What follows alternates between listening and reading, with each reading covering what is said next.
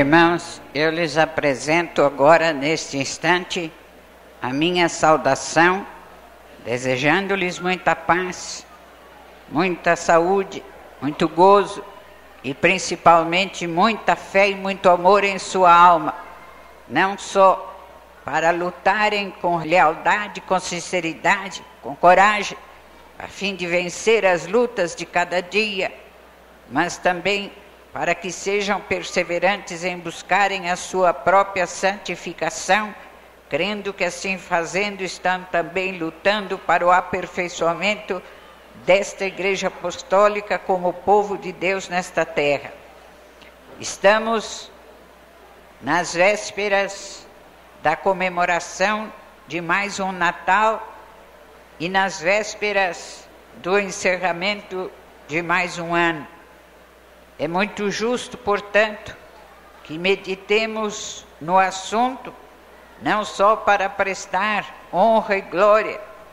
a Jesus, nosso Senhor, pela obra extraordinária que realizou em seu primeiro ministério na terra, como também para apresentar aos demais santos e ao nosso poderosíssimo Pai e a Maria Santíssima a nossa gratidão, não só pela grande redenção que foi enviada no passado, como também pela doutrina e a palavra perfeitíssima trazida por Jesus por 2 vezes nesta terra. A primeira vez, quando esteve naquele corpo que nasceu por um milagre do Pai, usando para isto a pessoa de Maria Santíssima, como também nos tempos presentes, pela sua volta, ou seja, a volta de Jesus no seu corpo espiritual, para revelando-se a Santa Vó Rosa e por intermédio dela a esta Igreja Apostólica, tornar a dar sua doutrina, tornar a mostrar a verdade. Preparando os seus corações para os festejos de Natal, falo-lhes alguma coisa nesta noite para lhes mostrar especialmente o quanto Jesus, nosso Senhor, fez em favor da família, para que a mesma subsista como família de Deus, como povo escolhido e unida na paz e no amor, cumpra seus deveres nesta terra. Também o faço para lhes mostrar a grande influência da palavra de Jesus naqueles tempos, enquanto pôde ela ser pregada e enquanto foi obedecida com retidão e justiça. Eu lembro aos irmãos que quando Jesus, nosso Senhor, nasceu, ou esteve o seu espírito no corpo daquela criança que nasceu nesta terra por um milagre do céu, encontrou ele, como já sabia que assim era, encontrou ele um povo muito dominado pelo pecado, pela promiscuidade, e a vida era muito difícil, uma vida muito devassa, e principalmente a família não subsistia organizada de acordo com a vontade do Pai, e havia então sérias injustiças por parte das criaturas ao escravizarem-se umas às outras. Quando Jesus iniciou seu ministério, a situação, por exemplo, da mulher era uma situação muito difícil, e era a mulher escrava do lar e do marido, de maneira que não tinha a sua liberdade nem mesmo para cuidar de suas obrigações de acordo com a sua vontade. Os filhos também eram escravos dos seus pais e não tinham o direito nem de resolver sua própria vida e fazer suas escolhas. Enfim, principalmente as criaturas que por direito de lei, tinham mais regalias, escravizavam as demais. E assim havia muitas injustiças sociais entre a humanidade e entre os povos naqueles tempos. Jesus iniciou sua pregação exatamente para apontar um caminho de mais justiça, de mais misericórdia, de mais amor entre as criaturas, porque ele veio para trazer a grande redenção, e para trazer esta redenção, necessariamente ele precisava combater os costumes errados das criaturas e implantar nos corações piedosos a verdade do seu Pai, a vontade do seu Pai, a justiça do seu Pai. Lutando assim e defendendo estes princípios, Jesus muito sofreu e, como sabem, pagou o preço da sua coragem, da sua fidelidade ao Pai, sendo preso, sendo condenado e derramando naquela cruz o seu sangue. Todavia, ressuscitou como havia prometido, de maneira que a esperança voltou a reinar, principalmente em alguns corações piedosos que ficaram fiéis a ele, como principalmente 11 dos seus apóstolos e algumas mulheres, inclusive a Virgem Maria, sua mãe, e Maria Madalena. Ele, Jesus, para poder cumprir a vontade do seu Pai, procurou para serem alcançados por esta misericórdia. Ele veio para isto e, por conseguinte, não olhou para barreiras, não olhou para dificuldades, não olhou para a situação de zombaria dos homens, não olhou para as perseguições que lhe moviam, mas com coragem e lealdade procurou fazer e cumprir sua missão. Os santos apóstolos que ficaram fiéis a ele, crendo na sua missão de Messias e de Redentor, iniciaram a obra de pregação, anunciando os princípios espirituais perfeitíssimos que Jesus havia pregado, insistindo com o povo para que, crendo, buscassem a santificação, que fossem tementes a Deus e obedientes, procurando ser santos como santo era o Pai Celestial. E principalmente pregavam para anunciar que o Messias que havia sido prometido pelos santos profetas já tinha vindo e tinha cumprido sua missão, mas que os homens, principalmente os chefes religiosos da época, não creram nele e não o entenderam, mas que, entretanto, quer aqueles sacerdotes quisessem ou não,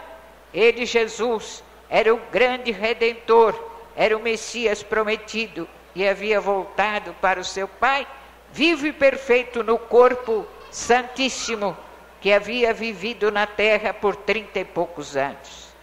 Aos poucos, a palavra dos santos apóstolos foi penetrando, e um dos aspectos mais importantes da pregação dos santos apóstolos e, por conseguinte, do Evangelho de Jesus, como eles pregavam, foi exatamente transformar socialmente a vida de muitos povos, transformar a vida da família e fazer com que houvesse, em primeiro lugar, uma liberdade perfeita, não uma libertinagem, não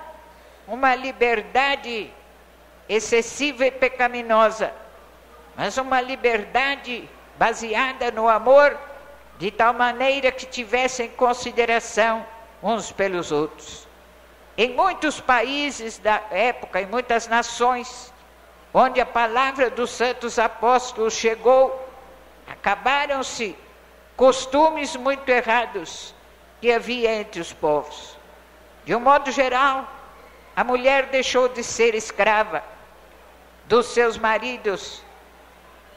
e da situação social da época. De um modo geral, os filhos deixaram de ser escravizados, deixaram de ser oprimidos,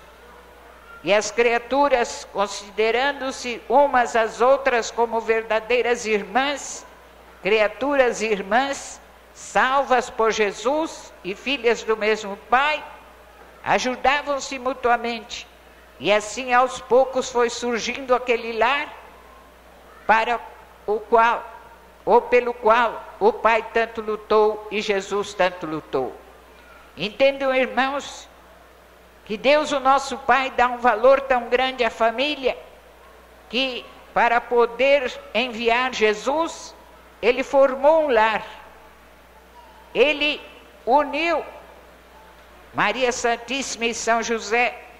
debaixo do mesmo teto. E embora São José não fosse pai de Jesus, porque foi ele, ou o corpo dele, foi gerado e criado por um milagre perfeitíssimo do Pai Celestial e do seu Santo Espírito. Mas, todavia, o lar foi formado, e São José tomou o lugar de pai na terra, perante os homens, para que tudo fosse organizado perfeitamente e servisse de exemplo a todas as demais criaturas. Então, fica provado que é tão grande o interesse do nosso Deus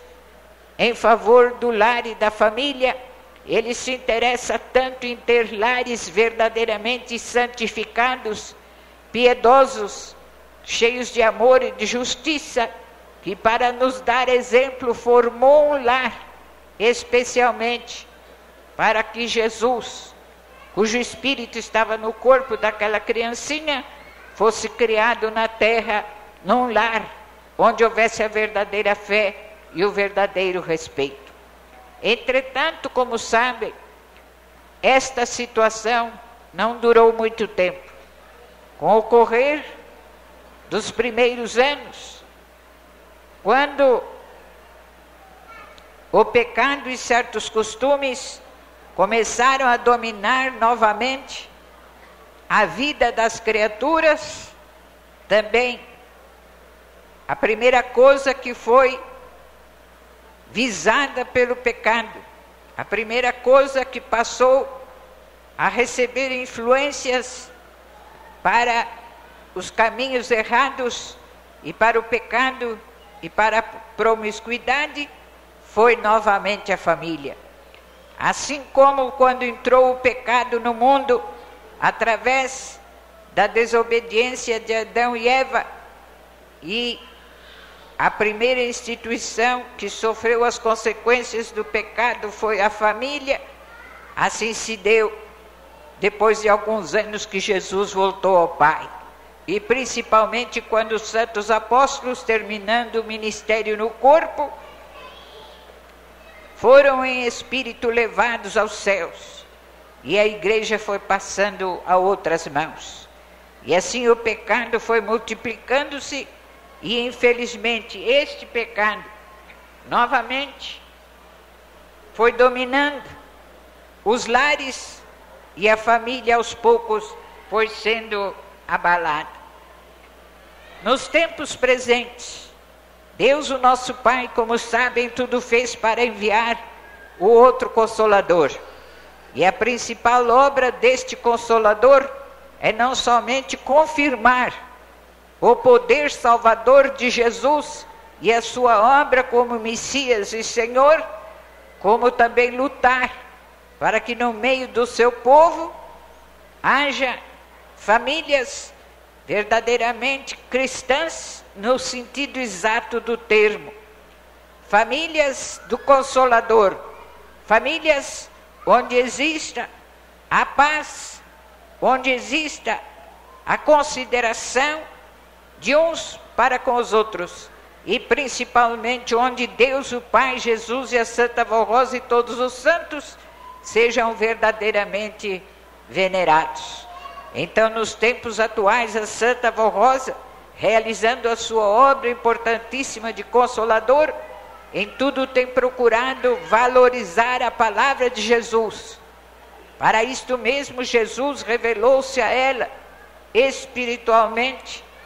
Não foi visto por muitas criaturas na terra. Não foi visto, a bem dizer, nem sequer por sua igreja. Mas cumpriu a palavra dele e também a palavra dos anjos, que disseram e afirmaram quando ele voltou glorioso ao céu, e foi o seu corpo assunto aos céus, arrebatado para o Pai. E seus apóstolos, aquele grupo de 100 e poucas pessoas, ficaram ali admiradas, olhando para ele que ia subindo, subindo e sumindo nas nuvens, e ficavam eles com o seu coração contrito, reverente, mas ao mesmo tempo cheio de incerteza, com medo das circunstâncias pelas quais iriam passar. Os anjos falaram a eles, aos seus apóstolos e aos que estavam ali reunidos e tiveram a honra de contemplar sua ascensão e sua volta ao céu. Por que estavam eles tão admirados? E disseram os anjos: este Jesus, tal qual como foi, voltará, no seu próprio corpo espiritual, corpo divino e perfeitíssimo, que não pode ser contemplado por qualquer um, mas somente por aquele a quem Deus escolheu. E esta palavra dos anjos foi cumprida. Jesus voltou assim, deixando também provas materiais visíveis para que todos crescem, como a unção